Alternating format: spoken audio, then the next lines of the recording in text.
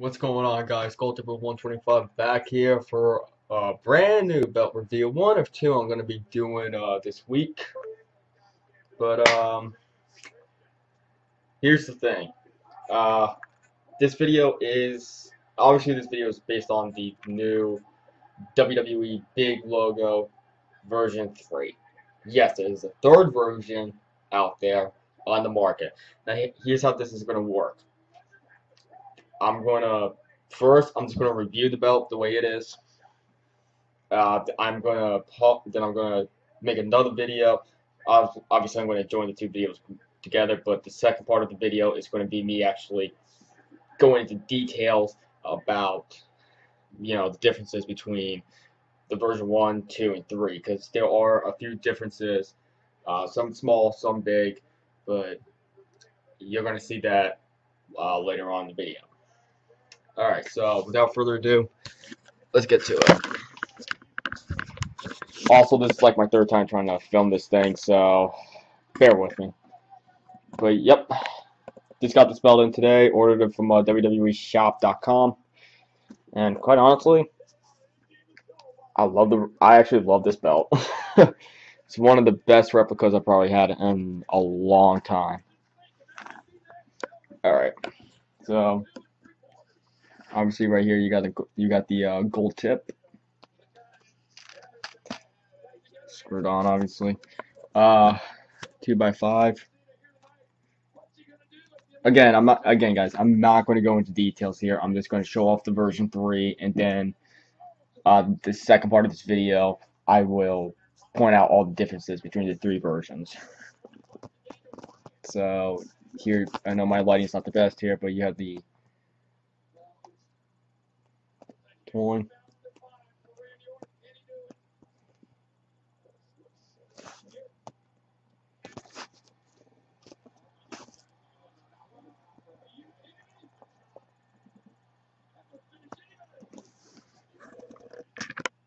Of course, the first side plate.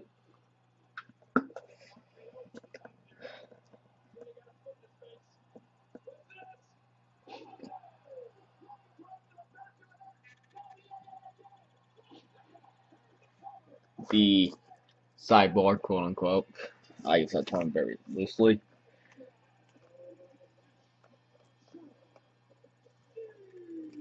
Also, the camouflage shell design tooling.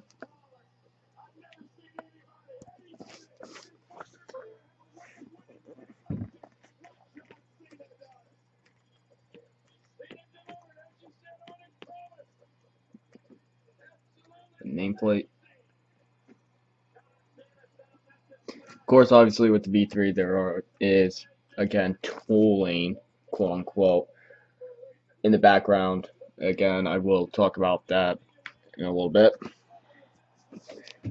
The other gold bar.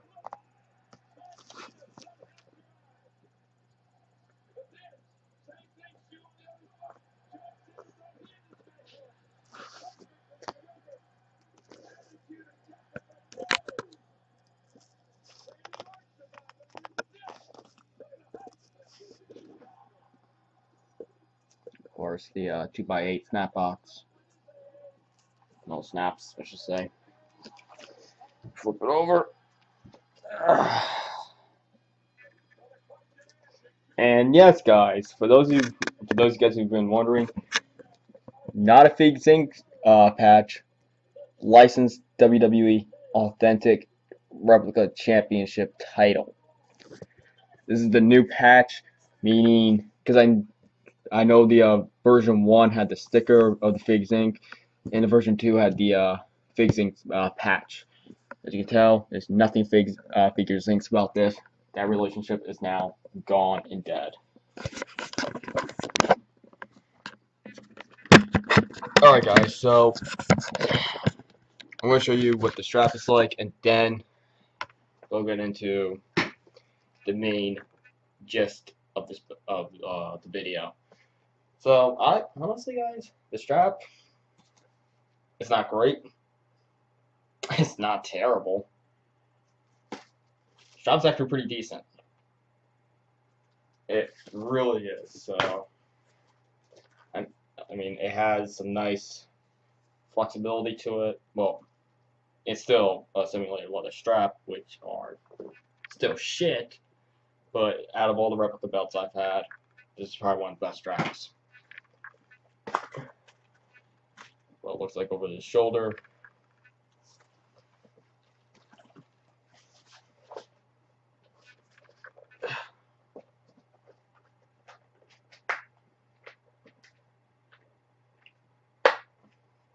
And what it looks like around the waist. So, there you guys go. That's pretty much the overlook part of this video. And now, let's get on to actually comparing the differences between the version 1, the version 2, and the version. Alright guys, so now it's time to actually compare all three versions of the belt. I've seen reviews on the version 1 and version 2. Well, I pretty much watched about 3 or 4 version videos on each.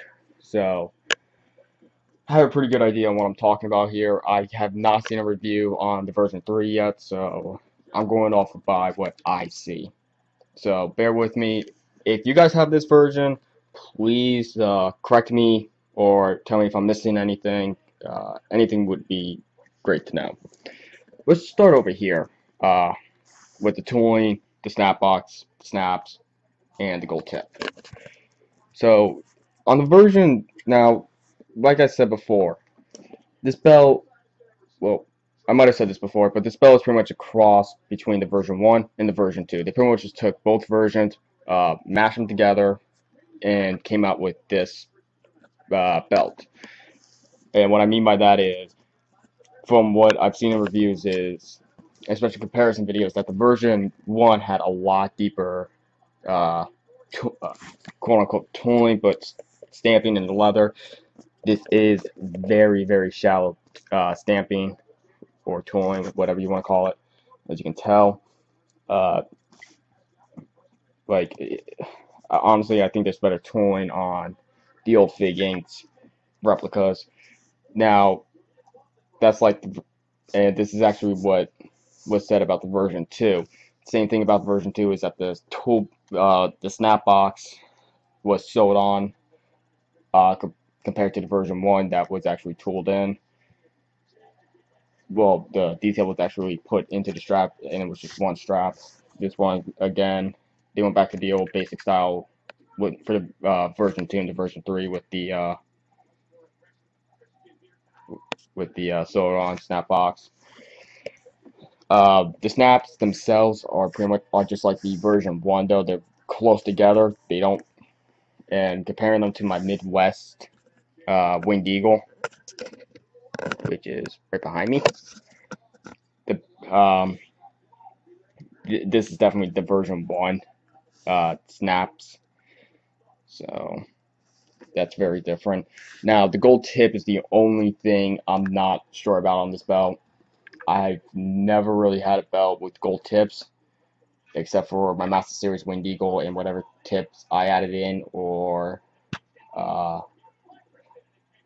whatever tips came with the belt. So, but you know what? From the looks of it, it looks like a normal size tip. I could be wrong on the version 3. If I don't know, you guys be the judge on that one. But now, as you can tell from here, the version 1 obviously had this pretty much the same setup, except as you can see here, there are 4 little studs that actually keep the plate held up off the leather. The version 1 did not have that. This piece, the center piece right here, was completely separate and just pretty much sunk into the leather, which a lot of people didn't like. And then the version 2 came around, and all right here was all metal, and there was only 2 little screws to put in here. I remember watching a comparison video and Paul Martin saying, like, when he was doing releathering belts, that he was going to have to try to find a way to keep those 2 screws uncovered, which was going to be a little hard for him. Don't know if he ever did that, but well, if he ever found a way. Also, on the version 1, there was 2 wash nuts to try to keep the plate off the leather, which did not work. And on the V3, as you can tell, there's those 4 little latches, which actually helps the plate a lot to keep the off the leather. So, I gotta say that was actually a smart idea. I don't know why they didn't just do that with the version 1, but whatever. Now, this is pretty much just, it's also a cross between the version 1 and the version 2. From the looks of it, the stone settings, it's the version 2. It looks like, well, at least that's from the looks of it. But the globe and the crown itself, they're completely flat. The version 2, the globe and the crown were actually raised up. As you can tell, it's just flat, just like the version 1. That's probably one of the biggest things I have a problem about this belt. I wish they would have kept the version 2 plate for the side plate, but it's whatever. Now the bars. These are pretty much just the same bars as they used on the version 1 belt. They're not even that round. They're pretty flat, just like the version 1. So, and the version 2 were a lot thicker, I think, and a little bit taller, and they were more domed-like. So,